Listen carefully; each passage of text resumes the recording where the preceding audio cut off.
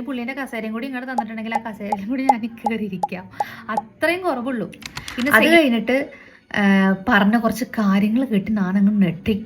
അതായത് Monday to Saturday ആണ് work, 9 to 6 ആണ് വർക്കിംഗ് ടൈം വരുന്നത്. അത് കഴിഞ്ഞിട്ട് നമുക്ക് ഒരു കാഷ്വൽ ലീവ് പോലും ഇല്ല.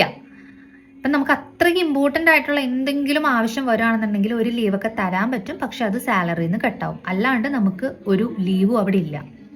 ഇനി പബ്ലിക് ഹോളിഡേയ്സിന് ലീവ് ഉണ്ട്. ഈ ഓണം, വിഷു, ക്രിസ്മസ് അങ്ങനെയുള്ള സംഭവങ്ങളൊക്കെ ലീവ് വരും, പക്ഷെ അതിന് പകരം സൺഡേ വർക്കിംഗ് ആയിരിക്കും.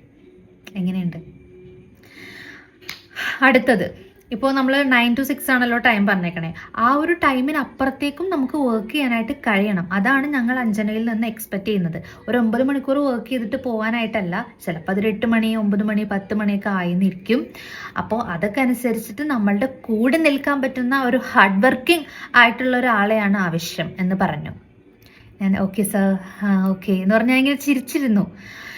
ഇന്റർവ്യൂ കഴിഞ്ഞ് പുള്ളിക്കും കൈ കൊടുത്തോണ്ട് ഞാൻ അവിടെ രക്ഷപ്പെട്ടുകൂടി. എന്തൊരു കമ്പനിയാണത്! പട്ടിപ്പണിയാണ്, പിച്ച കാശുമാണ്. നമുക്ക് നമ്മളുടെ ഒരു പേഴ്സണൽ ലൈഫില്ല. എനിക്ക് ഇപ്പോഴും ആലോചിക്കുമ്പോൾ എനിക്ക് എങ്ങനെയാണ് ഇവർക്ക് ഇങ്ങനെ ഒരാളുടെ അടുത്ത് ഇന്റർവ്യൂവിന് ഇരിക്കുമ്പോൾ ഇങ്ങനെയൊക്കെ പറയാൻ പറ്റുക?